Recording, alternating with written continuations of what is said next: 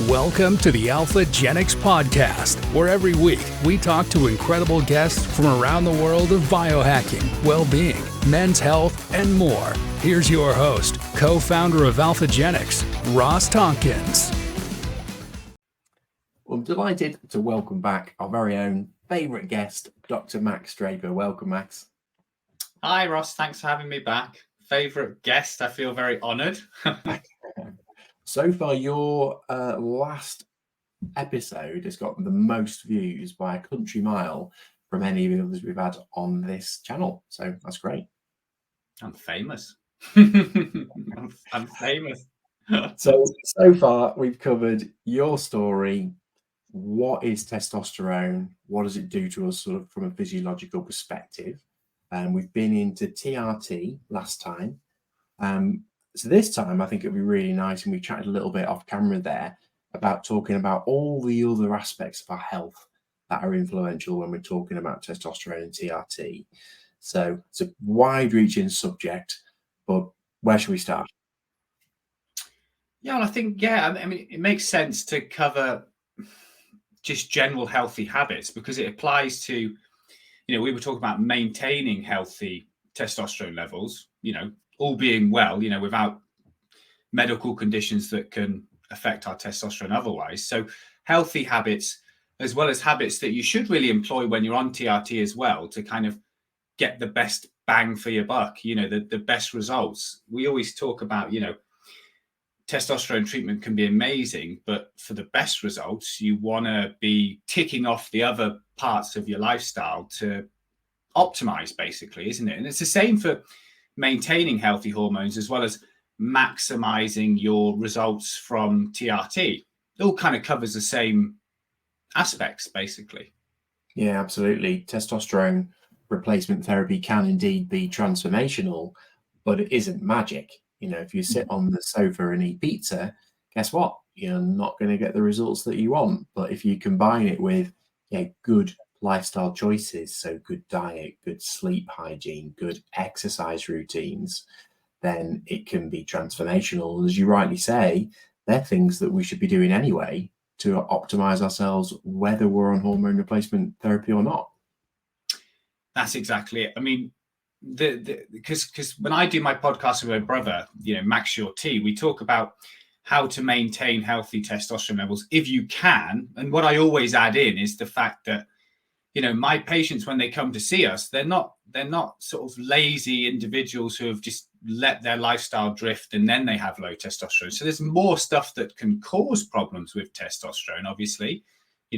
Talk about aging, testicular issues, all sorts of things, environmental toxins potentially, which will probably come up again later, I imagine.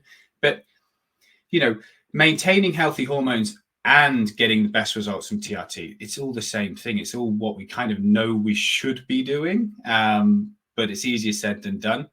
The way I like to put it is when you're on TRT, and I think Dave Lee from Australia, the TRT practitioner out there, said, you've got to behave as if you're making that testosterone yourself. So in essence, you optimize your lifestyle as if you were, optimizing everything so that you would make healthy levels of testosterone in an ideal world, all being well.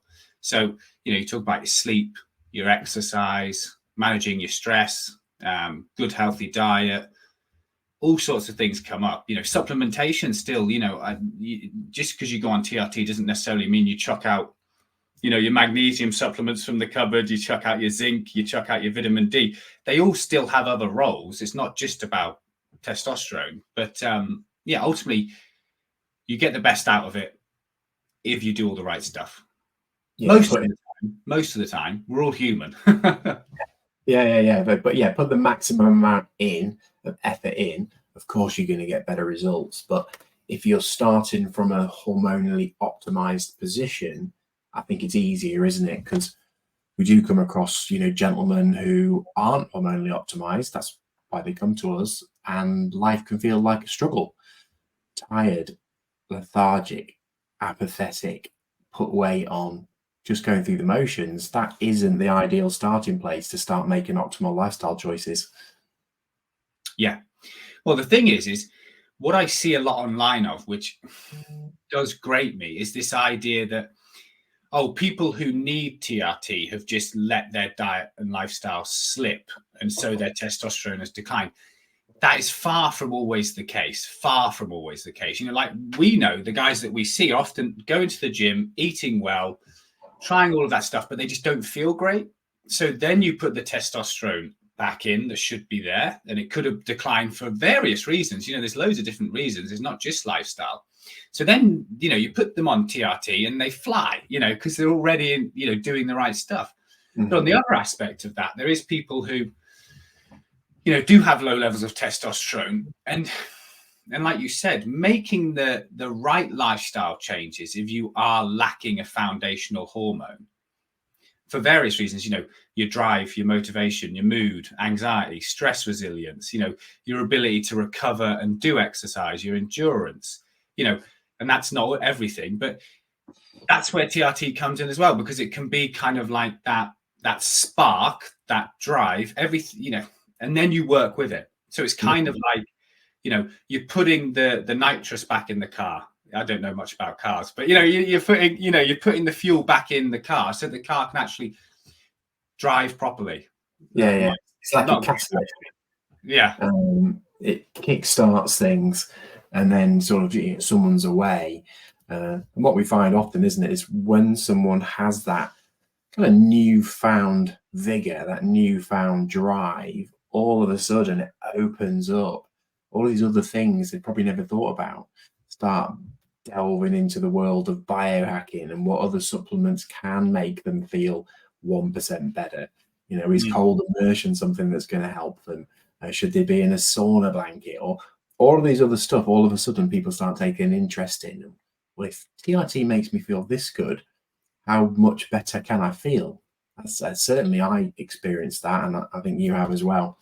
Yeah, absolutely. Because you realize that there are things out there that might give you an extra percent here. I think I always say to guys, you know, TRT is a big one, but then there are other things that can, you know, add little bits here and there. Like you said, some guys like cold immersion, you know, sauna therapy, red lights, all of these things are out there.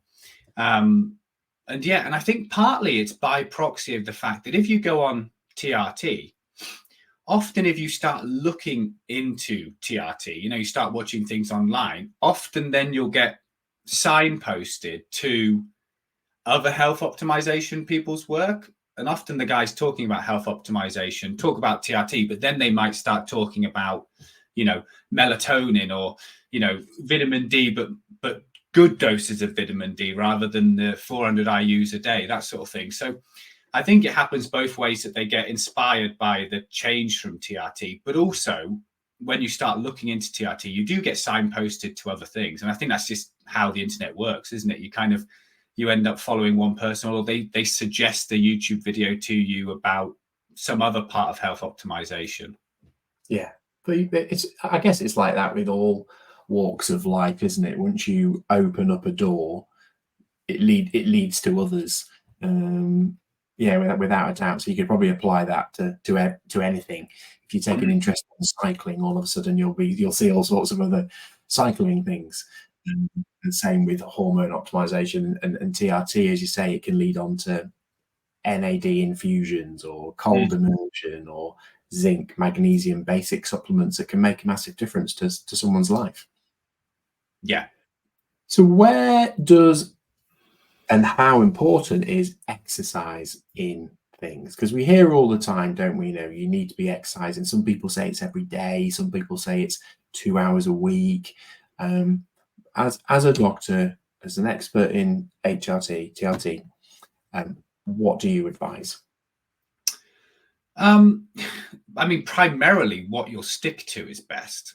You know, sort of ultimately you can tell people to hit the gym, you can tell people to lift weights, resistance train, and do some form of aerobic, but it's kind of about working out what you enjoy as well. Now, enjoy is in sort of speech marks, because my wife always says to me, "You're lucky you enjoy exercise," and I kind of say, well, I do enjoy it, not all the time, but it's part of I formed it as part of my habits. And that's a good place to get to, where, you know, you get a feedback from it. That's why I don't necessarily say you enjoy it all the time. Some days you love it. You know, some days you hit the gym and you're feeling really strong, you're getting great results. Other days you kind of go there because you know you're supposed to, and your body kind of tells you this is what we do today. So primarily I like a mix of advising at least some form of resistance training, with some, so zone 2 cardio is talked about because of the health span and longevity benefits. That's kind of exercise where you get to a point where you could hold a conversation, but you don't want to. I think that's what Dr. Peter Attia describes it as. So what we're trying to do with the resistance training is build and or at least maintain muscle mass, because that declines as we get older. And that's not a great thing, particularly for things like insulin resistance, frailty, risk of falls, functional loss.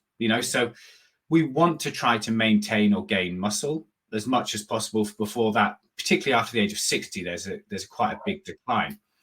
And then you're talking about the zone 2 or some form of cardio, heart workout, but there's other benefits to it as well. So a combination is basically what I'm getting at, and that includes, something to do with muscle mass and something to do with just fitness. Yeah. And what about the frequency? Balance between recovery/repair and stimulation. So for example, weightlifting, he's going off on one, that's a little dog. So for example, weightlifting, it really depends on who you listen to. So if you're doing a lot of resistance training, there has to be a balance between the stress you're inducing on your body and allowing it time to recover. And even, if you talk to bodybuilders, it's exactly the same concept there. That's why there's all these different types of splits. You can do the bro split, you can do the upper lower body split, you can do the push-pull legs. And what you're trying to find is a balance between enough stimulation to the muscle, enough times a week, let's say between 2 and 4 times a week. I know I'm going off on, I quite like this area of bodybuilding. I'm quite obsessed with it. So it's between stimulating your muscles, letting them recover, but not leaving them too long, and then re-stimulating them to grow. And that's how hypertrophy works. It can be different for everybody. So, maybe resistance training 3-4 times a week. I would say ideally at least twice, and it depends on how you split your body up in those training sessions.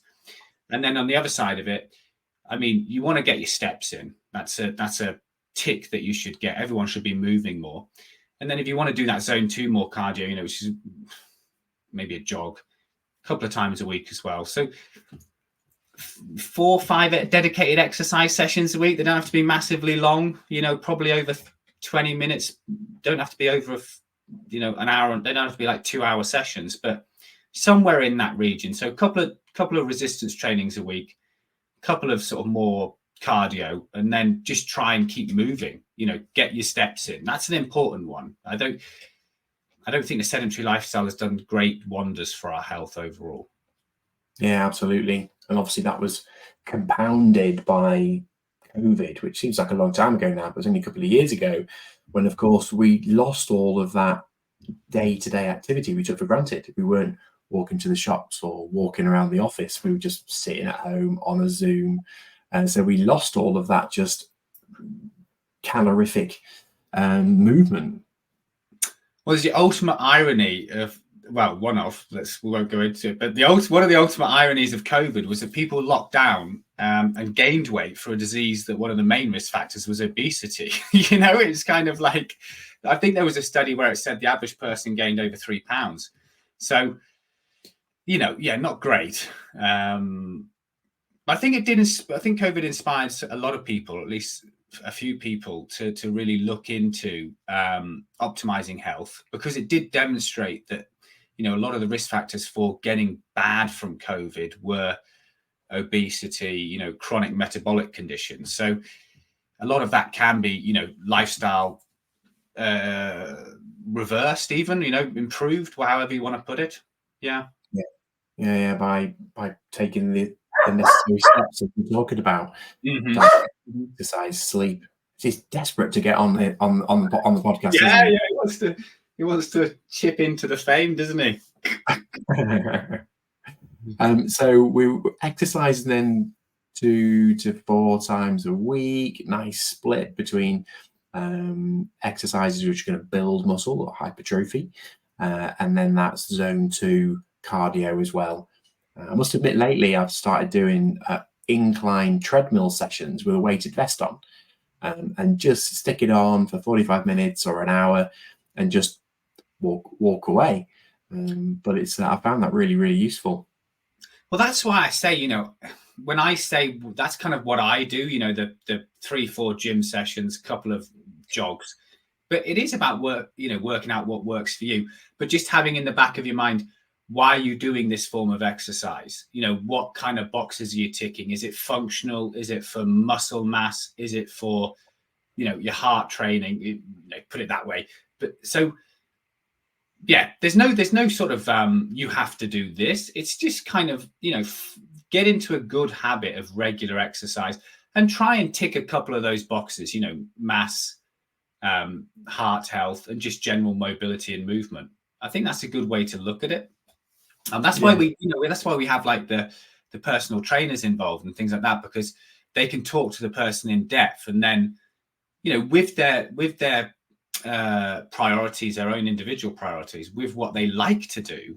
Ultimately, if you can, use what someone likes to do and adjust their exercise plan accordingly, also look at how much time they have, then you're going to get the best results, because they're going to be able to stick to it and want to stick to it. Because ultimately, at the end of the day, sticking to it is one of the main things, or the most important thing, really, isn't it?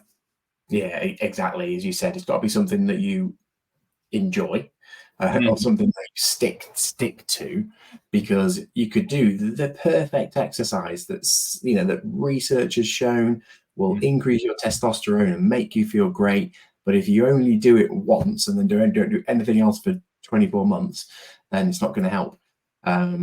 Whereas if you are going for a dog walk, or you're going on your Peloton, or you're lifting weights, but something you enjoy, then that's going to be more beneficial all day long. Yeah. It's almost like you put someone on TRT, they get all this stuff delivered, they take one injection, and then they forget the next injections for the rest of the time. And then it's kind of like, well, you've got to stick to the treatment to make it work. And it's the same thing with exercise. You've got to stick to a routine of some description. You can have flexibility, obviously, but it has to be regular. Yeah, absolutely. And once someone is generally exercising, the next thing that sometimes happens will be a change in diet, isn't it? And this is equally as important. We've got to be putting in the right fuel to our body, if you like, to allow these systems to work properly. Do you advise a particular kind of diet, or again, is it different for everybody? Yeah, I mean, it's different for everybody. Some of our guys, as you know, are carnivore, fans. Some of them are vegans. So you can't really get two opposite ends of the spectrum there. You've got completely meat-based diet, and some of them will, have fruit and honey, depending on who you sort of follow or listen to. And then the other end of it is vegan with no meat products at all. I think my kind of primary message often is that protein intake. And again, I sound like a bodybuilder, but there's scientific reasons to that. We talk about the importance of muscle mass. So, decent level of protein, far beyond what they recommend on sort of like, dietitian boards and things like that, So decent level of protein, healthy fats, and then the carbs bit is sort of, again, quite individual. Some guys do intermittent keto diets. Again, the carnivore is generally low carb, depending on whether you have fruit and honey, depending on how you define carnivore. But, I think the main thing that I talk about is healthy fats and protein. Carbs, individual choice. And it can be influenced as well by, like we said, their medical conditions, or they're just what they like to do. Some guys love fasting, for example. A lot of our guys will fast until one meal in the evening. It's all fine by me, as long as you're getting a decent amount of protein and healthy fats, and and you're feeling good. That's ultimately, and your healthy weight, obviously, as well. That's important. Body fat Got to look at that. What about whey protein? Because Mhm. a lot of people, especially if they have been looking at bodybuilders and things, and they're always online drinking their protein shakes before they hit the gym. Mhm. What's your take on that? Are they good? Are they bad? Should they be used to replace real food in addition to? Yeah, I would say they're a really good source of protein with fairly low calorie. So, in terms of getting that protein target, it's a good shout. I think you have to be careful. Depends on what you believe about E numbers and things like that as well, doesn't it? Because the problem with a lot of the protein shakes is obviously they're heavily processed. You can get, and you can have your own opinion on processed food, so I'm not a fan of eating a hell of a lot of processed food. So whey protein is quite highly processed if it's flavored and things like that. So, but as a protein source, low calorie protein source, so you're getting a lot of protein, a lot of bang for your buck. I think it's great. But I stick to more, sounds weird, organic whey protein, which is like either unflavored or flavored naturally with some vanilla, just because I'm just not a fan of processed food and I'm not a fan of stuff being overly processed. But as a health thing, I think it's a good way of hitting protein for sure. Yeah, we get that extra in this, and what you've said there, I guess. Why aren't you keen on processed food? I mean, there's just loads of. I think there's just loads of reasons. Half the stuff that's in processed food, we don't actually know that much in detail about, long-term health outcomes from it. So it depends on how you define processed food as well, because in general, I think people's diet should be predominantly whole foods, unprocessed foods. I think that's a really good way to hit your nutritional targets, micronutrition as well, because processed food tends to be deplete in things like magnesium, what we call the minerals and vitamins. Mm-hmm. It doesn't tend to be as filling, so you tend to be more prone to eating more of it. You could argue that it's deliberately made as such. They put stuff in it so that you want more of it, which makes sense for the food industry because, great, it's a great moneymaker, isn't it? So I think whole foods have to be the predominant feature of your diet. And I think there's various reasons for that. Like I said, not filling, it's calorie rich rather than, satiating, which is kind of the reverse of what we want nowadays because everyone struggles to maintain a healthy body weight. So, and again, it's just nutritionally not there. And then if you add in the fact that we don't know a lot about the additives, I don't think we do anyway. I mean, you look at the studies and research and we're kind of told everything's fine, everything's okay, but I'm not convinced about a lot of that stuff. So, but you've got to live in the real world as well, because, at the end of the day, how hard is it never to eat processed food nowadays? You have to, it's really difficult. So, I think we've spoken before about like an 80-20 thing where, you try and get your whole foods from like 80% of your diet is whole foods, 20% is, this is the real world. Yeah. Convenient sort of food. If you're on the go, you haven't got time to prepare, then it's easier to reach for something that I guess it's got an ingredients list on it because Mother Nature doesn't have ingredients lists. Doesn't grow out of the ground with a label on it. No, and I think there's this kind of thing that what's hilarious is if you start sort of cottoning onto the whole processed food thing, just pick up a label and read how many ingredients there are. For example, bread. Like I make bread, not all the time. I wish I'd made more, but bread has water, flour, yeast, olive oil, salt, maybe sugar. That's it. You pick up a loaf of bread in the supermarket, and I think I remember it's like 20 odd ingredients. It's like, this isn't bread, or it's a form of bread, but it's not bread. That makes sense. So that was quite eye-opening. And there's reasons for it. Obviously, it stores well. It doesn't go stale. Because if you make your own, I know I'm banging on about bread now, but if you make your own bread, it goes stale within 2 days. But a loaf of, let's say Hovis, don't have anything again particularly against Hovis, but it will last for like 10 days. Yeah. I remember going on holiday when I was little, and there was this, I think it was in Spain, there's this bread called bimbo bread. And it would never go off. You could keep it for months and it was Yeah. always exactly the same. I think- saw a video. Oh, go on. Aren't the Spanish breads very sugary as well? Is that not? I'm not sure. I just think- remember it didn't go off. Yeah. I think they're a bit more sweet tasting, if I remember correctly. Yeah. I saw a video online the other day. It was Paul Saladino talking about 100% organic chicken burger. He went into this place, and I don't know whether this is right, but this is what he reported, that they're 100% organic chicken burger. The chicken had like 45 ingredients in it, and the bread bun had like 26. Yeah. And he was going, that's can't be 100% organic chicken, because it would just be chicken. Yeah. Not 45 other things added to it. Well, organic doesn't actually have to be fully organic. That's the thing. It just means that it has a lower list of what they can use. So for what it's worth, it's an interesting fact. In terms of on your crops, when you're talking about organic versus non-organic, it's just that the list of sort of things that they can use is shorter, basically, which is better than, loads of stuff being used. But it's still, I can see how you can get to that point where actually it's still listed as organic, but you've still got additives and things like that used. Yeah, for sure. So what about endocrine disrupting chemicals then? You mentioned toxins earlier, and they're pretty much everywhere now. Are there any particular ones that you think we should be on the lookout for?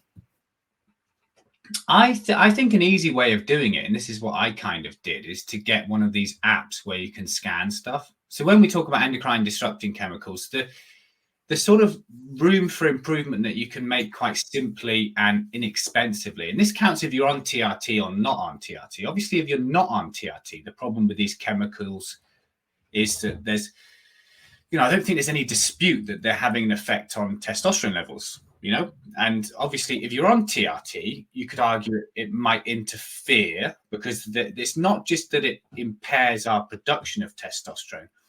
It actually impairs potentially the receptor functioning and other aspects as well. So, and they're linked to potential hormonal cancers as well. So, removing or at least reducing your exposure, I think just makes sense. I think it's just logical. So what I did was I just got one of these apps where you can scan stuff and see if it scores well or poorly in terms of endocrine disrupting chemicals. So the things to look out for is things that you wash with, things that you do washing up with, things that you do, put in the dishwasher, all that sort of clothes washing, all of those sorts of things. So things that are going to be on your body, basically.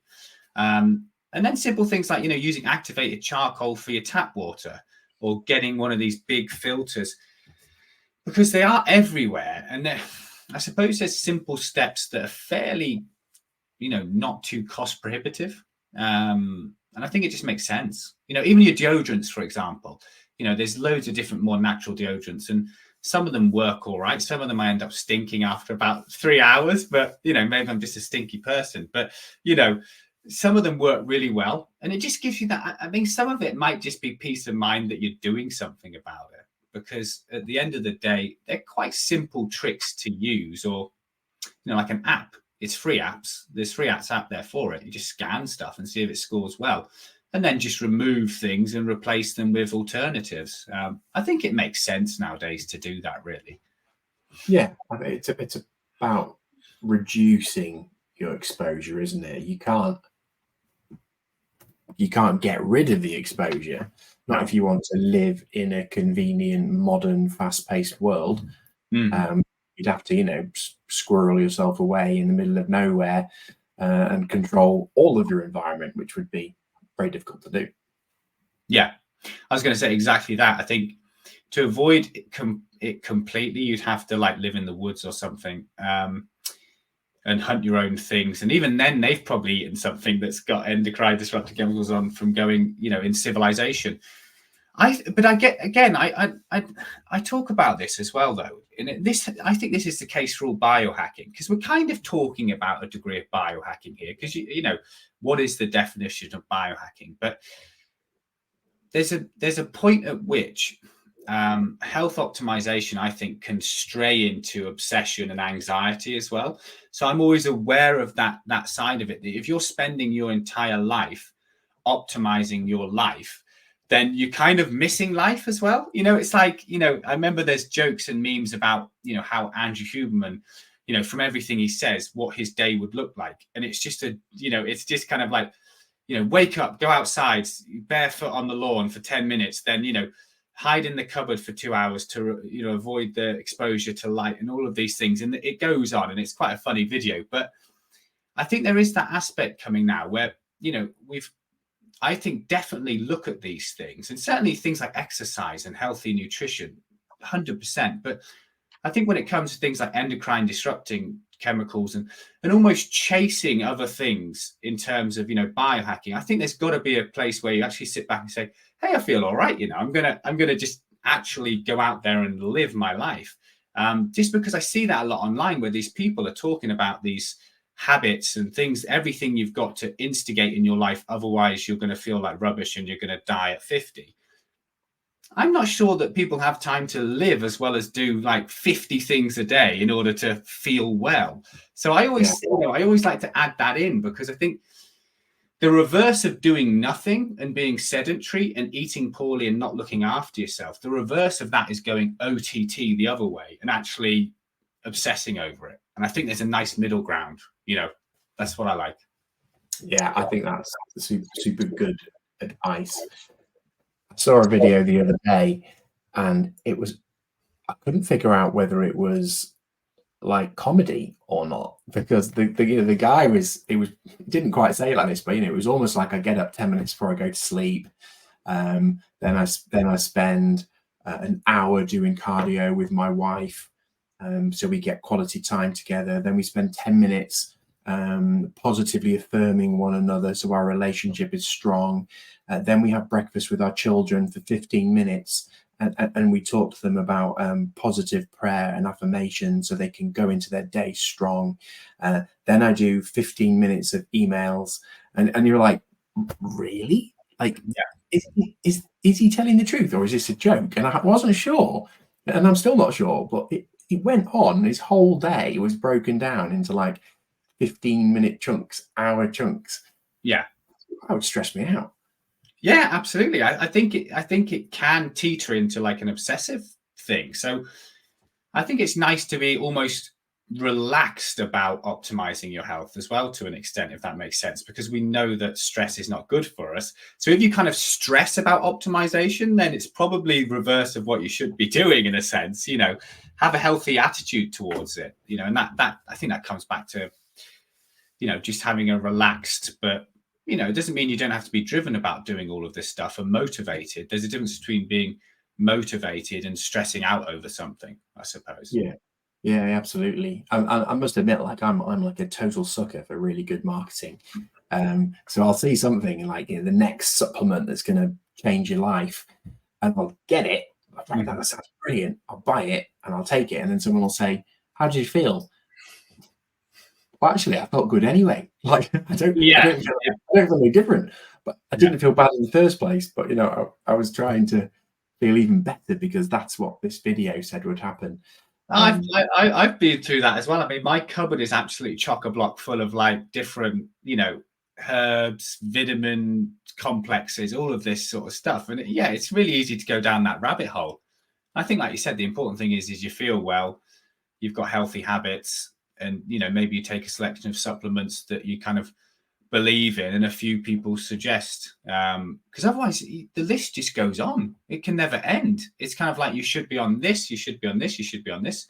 It's the same, like I say, with the supplement area. It's never ending. There's always a reason to take something else. There's always a reason you can come up with, and you're not going to feel amazing every single hour of every single day. So if they catch you in a bad moment, it's like, maybe I do need that. And then it's like 30 quid gone. There you go. Yeah. Maybe I do need that Japanese seaweed that only grows on a certain island. And it comes out at midnight. I saw a Dave Asprey video yesterday, and he was saying when he goes traveling, he takes 54 different tablets for his morning, for his breakfast. Yeah. wow, we have to take it's quite a long trip. You're going to need another suitcase. Just to take all those things with you. Have you ever seen? Yeah, I mean, Derek, more plates, more dates. That guy's very big on YouTube, big podcaster, and he went through his sort of supplement list as well as his medications. It was pretty extensive. He's on quite a lot of stuff, and you just wonder how much of this sort of over supplementation, in terms of just getting a little bit obsessive about it, really. You just like, oh, this does this little microscopic thing in my body, this one does this one. You think, well, I'm not sure how much you're gaining from these 100 tablets you're taking a day. Half pharmaceuticals, half supplements. Yeah, exactly. So we've covered exercise. An exercise that you enjoy, that you can do on a regular basis, is the best form of exercise. Avoiding toxins and endocrine disrupting chemicals wherever possible. Trying to eat a whole food diet. 80-20 is a good sort of healthy way to live your life in a modern world. What about sleep? So it's probably the sleep, and then sort of mental health practices probably to cover. So do you encourage people to look at their sleep patterns, or what's your approach generally with your patients? Yeah, I mean, from the sleep perspective, it is kind of the foundation. I think one of your early podcasts was with, and I can't remember his name, the sleep guy. Remember, he was talking about these hacks there as well.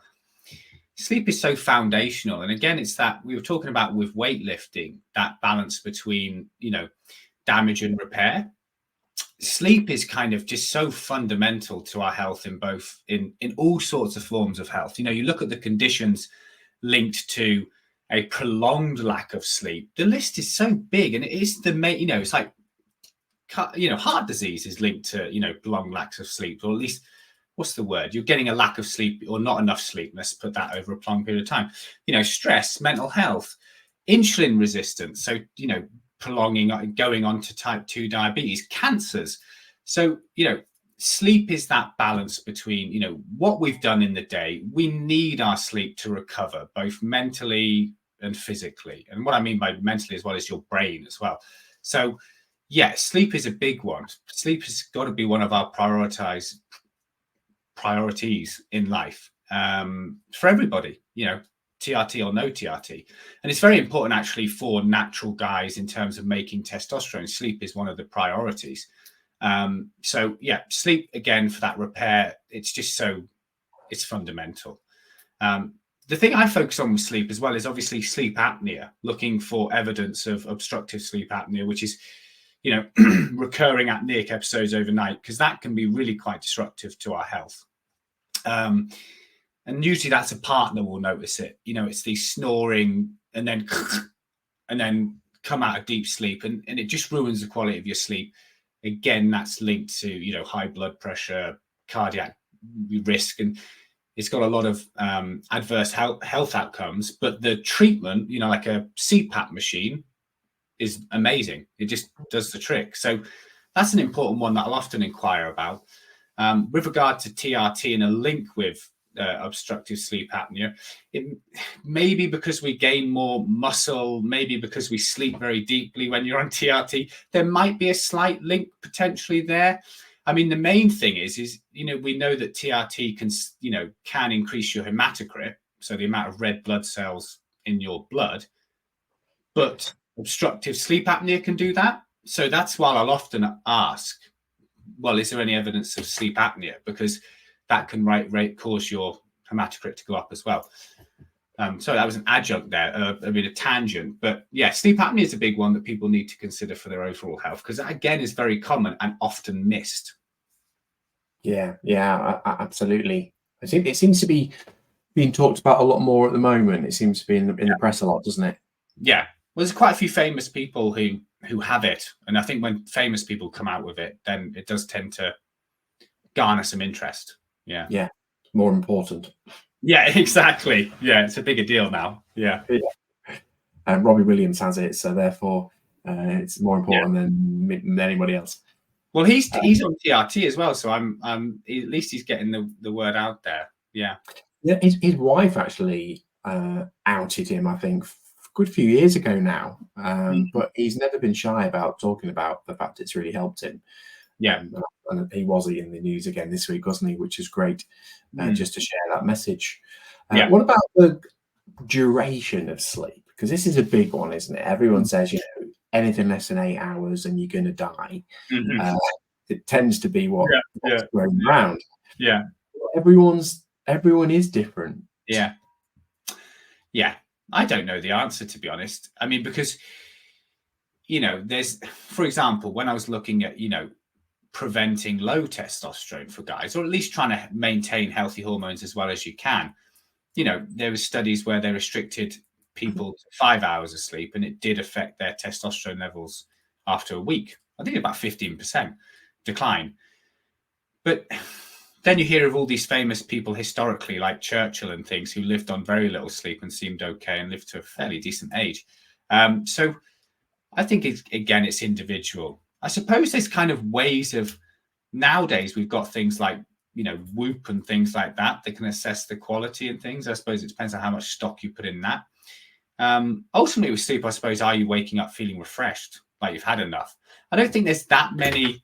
I think it's difficult because with regards to sleep, it's hard to have objective studies of it without, without you yourself putting yourself really out there where you go to some sleep clinic and get it assessed.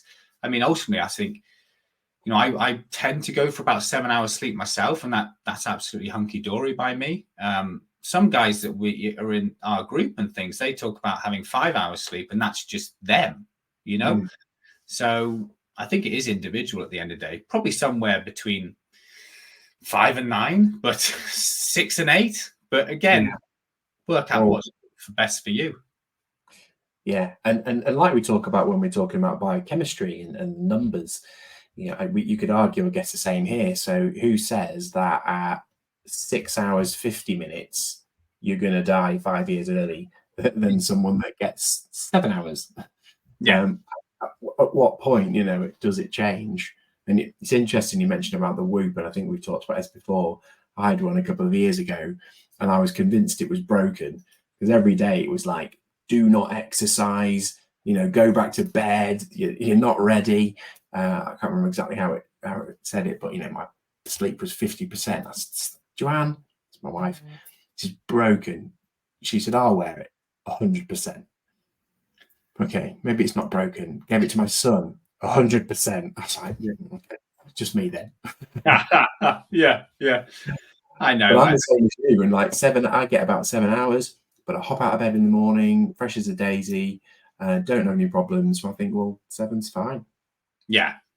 I think at the end of the day as well, how much of this stuff is about feeling good rather than necessarily living forever, because is it not more important to feel well or feel happy?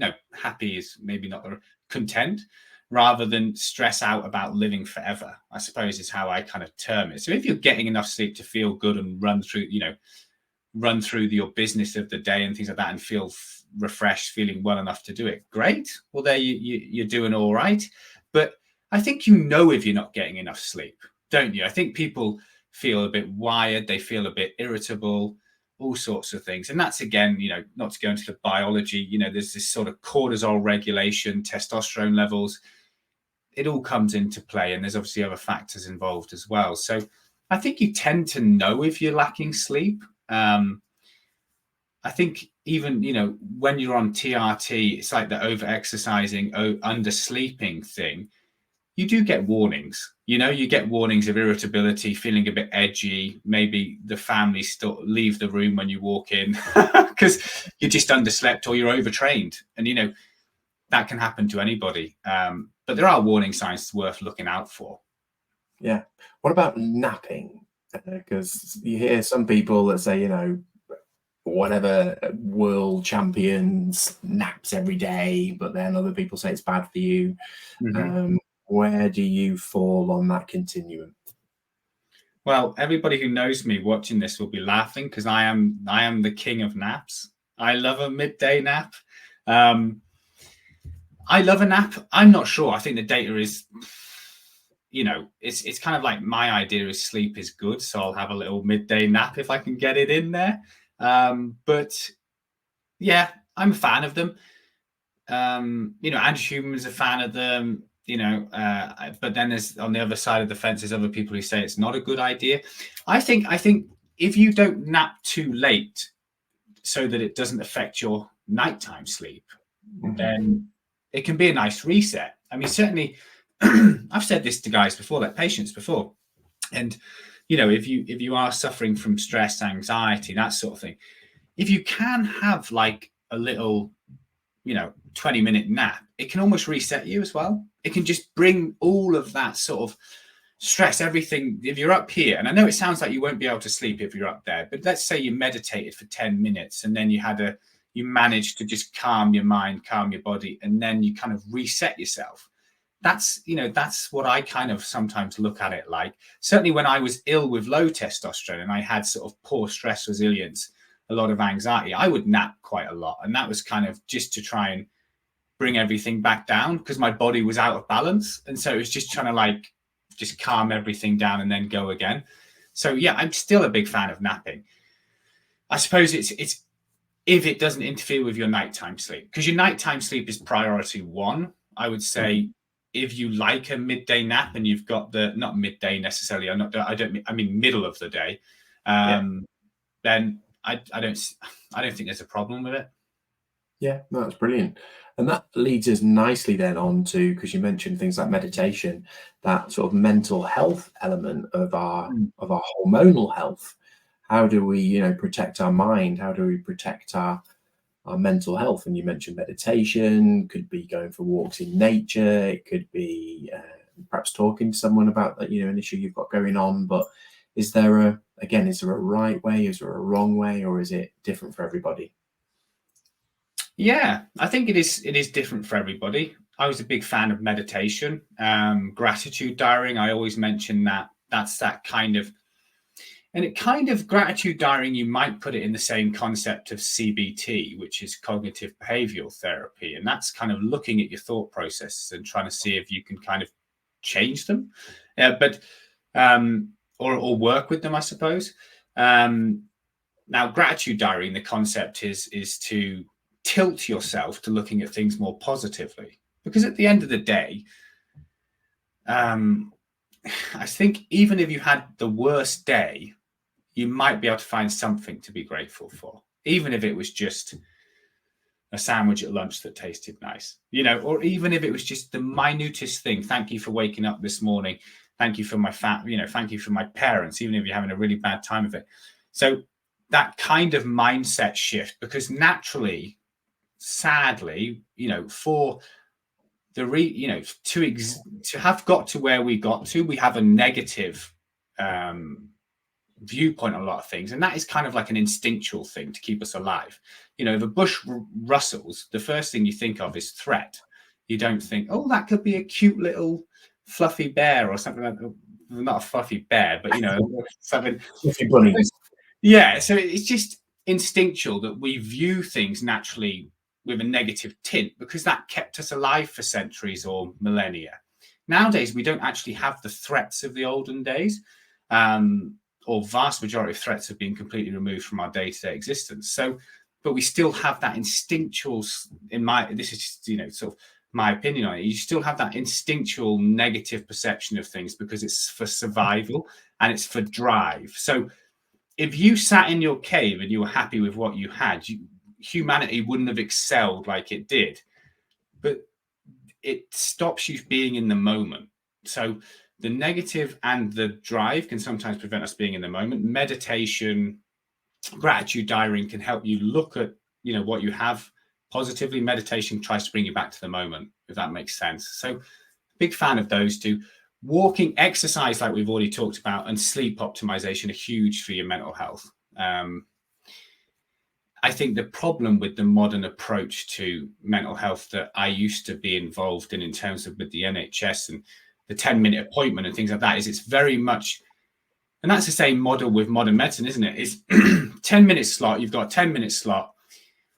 You can't go into all of this stuff. You can't talk about, and you talked about talking therapies. you don't have time to delve into all of this. So that's where we got the perhaps over prescribing of antidepressants. Perhaps we got the over reliance on medication in a lot of fields of medicine, but mental health particularly. Rather than actually delving into lifestyle, therapy, meditation, that mindfulness, exercise, sleep, those are, I would say there's more realm to be got there. Obviously, some people do need medication, but I think you'd struggle to find, maybe a GP nowadays who thinks maybe we didn't go OTT on the prescribing of them. Yeah, I mean, we've been chatting for, circa sort of 50 minutes, and we've not delved into any of these in huge amounts of detail. But, in your NHS practice, you'll have had 5 minutes or something to get, say hello to someone, make a decision, and then get them out the door. It's just not possible to do that in the time allotted. Would have had 5 patients in this time, which is why I love this work now, because I'll often spend over an hour with a guy, particularly the new patients, because you can go through, and even then you might not be able to get through everything, because it does take time to go through everything. So yeah, it's a demand. You've got to meet the demand. And that means, sadly, you have to cut aspects to the service, I suppose. Yeah. But as you say, fortunately, in the private sector, we are able to give more care, more time. And to summarize then, those areas are, we should be cognizant of our diet. We should be thinking about our exercise, how often, what type. We should be thinking about our mental health practices. We should be thinking about our sleep. We should be thinking about any supplementation that we could perhaps add into our diet and lifestyle as well, but temper all of that with not going too crazy. Yeah. Everything in moderation, I suppose I would say. And the last thing I suppose would be a big factor would be just trying to aim for a healthy body fat, good lean physique, not for the purposes of looking good, but actually health, we look around us nowadays. The biggest issue with society is, we're all obesity, body fat. Yeah, it's massive, isn't it? The statistics are scary. Yeah, and I think it's a weird. I have an issue with healthy at any weight, or big and healthy, because I just think it goes against the science. Because there's that push for the idea that it's almost like there's a difference between acceptance and saying that it's healthy, because there's so much stuff linked with obesity that I think we're missing that message, because it's not just the fact that we're overweight. People understand that increases your risk, say, of diabetes, but it also increases your risk of all the vascular conditions, heart disease, stroke, and cancers. Most cancers' risk is increased by obesity, and I don't think that message is out there. And it's not having a go at people who carrying too much body weight. It's just helping them to make an informed decision about trying to get to a healthier weight. But again, there's financial incentives for people, for the big corporations for you to eat more. Makes them more money. Definitely. And you touched on it there, but there's the whole sort of fat phobia thing now. Like, we shouldn't be telling people or advising people they should lose weight. We should just accept them. Or we should accept everyone. I'm a firm believer that everybody's equal on the planet. However, as you said, being not overweight or not being obese is healthier. You will have better health outcomes. So why wouldn't we be telling people that's desirable? Yeah, 100%. I think that's exactly the right sort of tone down. It's like, don't have a problem with it. It's not the healthiest option to take. It's kind of like, what's the best, healthiest version? It's probably somewhere, and everyone will be different in terms of, genetically speaking, but it's probably somewhere in that realm of, for a guy, 12, 15, 16% body fat, somewhere like that. BMI is less useful, particularly if you've got a fair amount of muscle mass, because it skews, like my BMI is like still has me like nearly obese, but I hope it's because I've got a fair amount of muscle. So body fat's a better guide. But yeah, you know, being fairly lean. I mean, a lot of your guests have already said that. I was rewatching Jay Campbell's episode from ages ago. You know, he's one of the very early ones, and he said, you know, you've got to be lean. That's number one priority nowadays. Obviously, women's body fat percentage is higher naturally because where they carry weight and things for natural purposes. But yeah, so somewhere in that, you know, 15%, maybe a little bit either side, something like that. Body fat percentage is ideal for loads of reasons, you know. Perfect. Well, Max, it's been a pleasure again. If we'll put all the usual links on here, but as well as obviously on this channel, you have your own channel as well, your own podcast. Yeah, just Max Your T. We talk about a little bit like this sort of stuff with my brother. Just talk about maintaining healthy hormones. The beginning is kind of my story in more detail, but yeah, just a little side project I enjoy. Brilliant. Well, I shall let you crack on with your day, and I'll speak to you soon. Take care. Yeah, take care. Thanks for having me.